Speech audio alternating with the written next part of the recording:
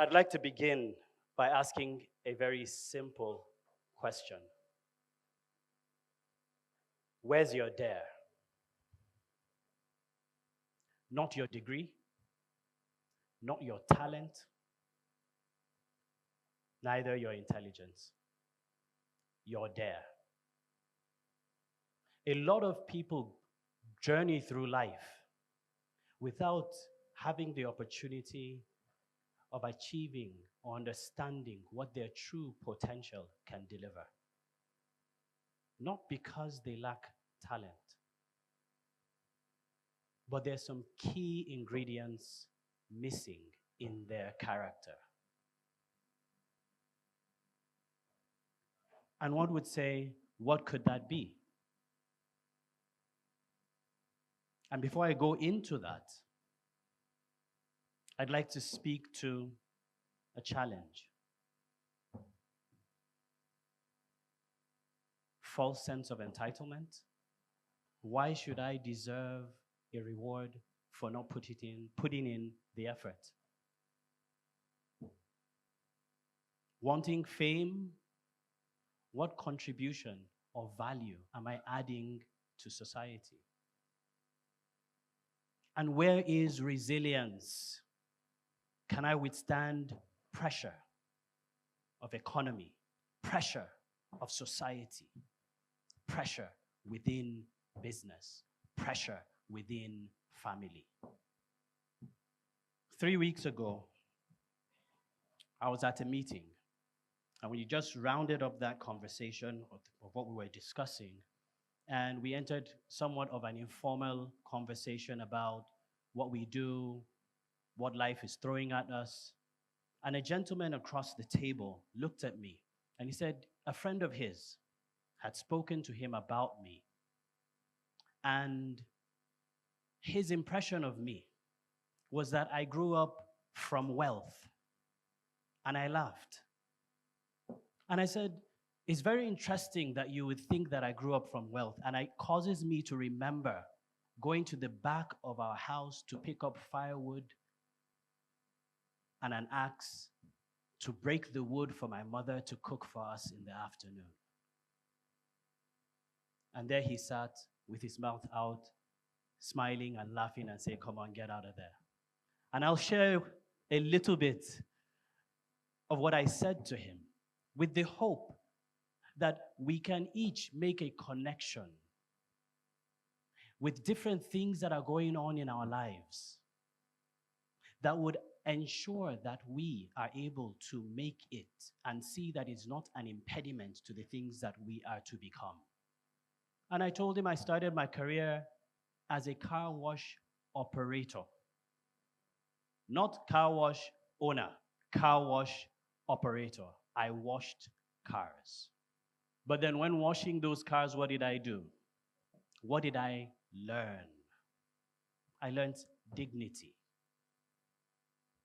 I learned self-reliance, because one of the most difficult things for me was to ask someone for help without being able to provide value. And the first client I got, I walked into a supermarket because I saw a very nice looking car outside in the supermarket. And I asked the teller, please, who drove this car? And they pointed me to a gentleman, and I walked straight up to him. And I said, sir, I need to work on your car. I need to make it better looking. And he looked at me and he was surprised. He said, where are you coming from? And I said, please just give me a minute of your time. Let me say a few things about your vehicle. We went, we looked at the car. I explained a few things about what is happening to his paint. And he said, you know what? Come tomorrow morning. I like your spirit. Come and pick up the car. I went, worked on it, and it was history. More customers came after that. What did I learn? If you don't say what you do, nobody will know. It's not possible. Nobody is a mind reader. No one is. And that continued. And moving forward, I joined the public sector. Thankfully, it was in Niger State.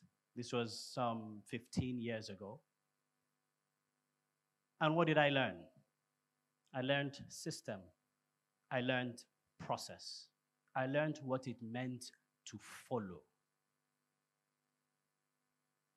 These are some things that are lacking in our character.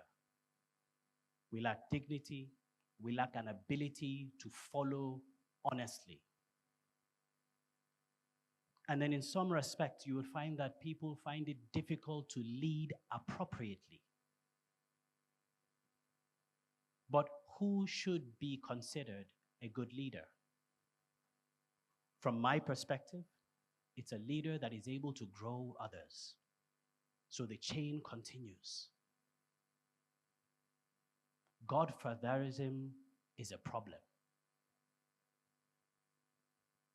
And interestingly, I prayed against it. I couldn't stand it in my life. I couldn't stand the fact that somebody would look at me and tell me I'm his boy. I couldn't have it. So anywhere I felt a semblance of that coming up, I ran away. I ducked.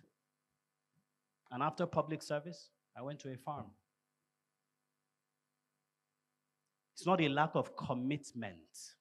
It's not a lack of an ability to follow. It was that I was on a journey.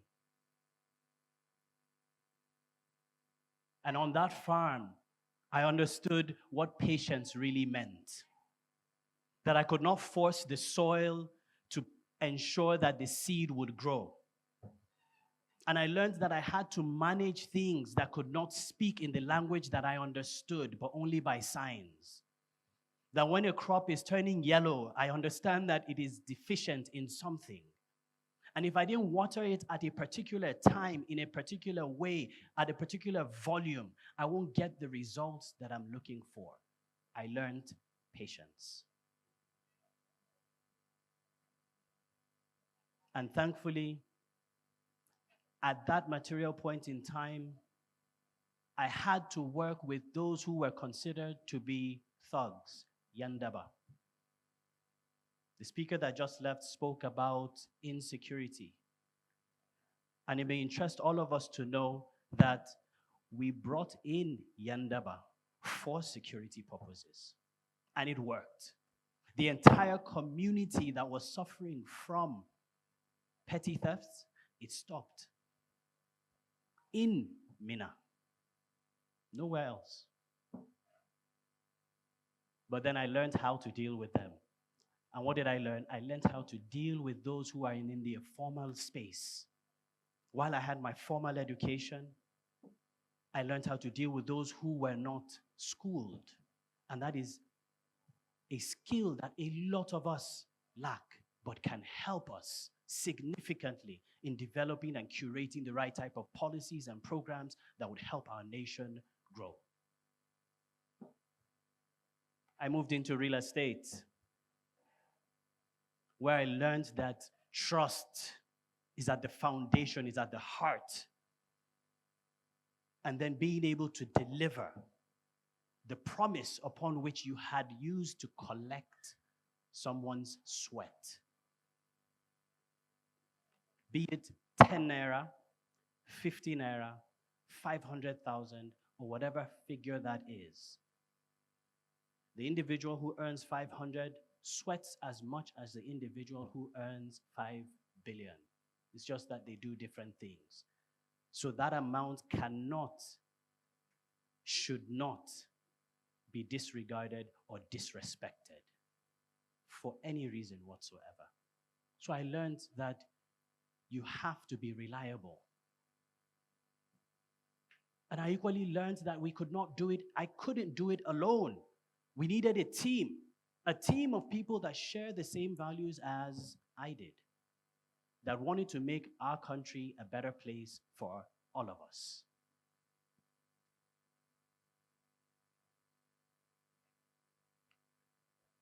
From there, I jumped into finance. Again, not as a lack of commitment. And in Islamic finance, why did I pick Islamic finance, or why did Islamic finance pick me?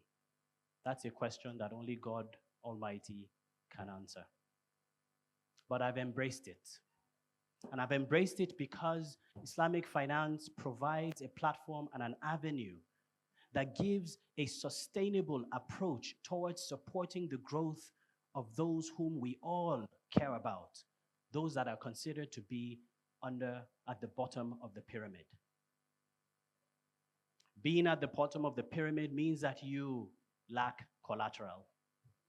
It means that you might lack connection. But what it does is that it gives you a platform for partnership where there is an opportunity for shared risk. But it's still a growing space, but growing very quickly because we all know the federal government is leveraging it for building of infrastructure across the country. I ask one more time, where is your dare? And this question is pointed at those of us that are leaders in our respective spaces. Why should you feel saddened by a subordinate who has gotten a brand new opportunity that would uplift him or her? Why should you think that they should be subservient to you for the rest of their lives? Let them go, let them grow. Dare to grow people and let them go. Give them a timeline upon which they must leave your presence and replicate what you've done for them. And for those of us who are thinking that we're not connected, who assume that we have ideas which we know is not enough, where's your dignity? Where's your patience? Where's your sense of responsibility? Don't look for these accolades. Strive. Someone once told me, you're 5 people away from anybody you want to meet. And I tested it, and it worked. And I still use it till today. So the main theme about where is your dare is that we should be better people. We should be better brothers and sisters of one another in this humanity. And from moving as a car wash operator to a chief executive officer is based on value, provision. It's based on the possibility that I did not believe that my future was hinged on somebody else's connection or somebody else's voice. Because the ability to walk up to an individual and say, I have this. Would you like it? Closes the door. You're not a liability. You're somebody that's adding value to their life.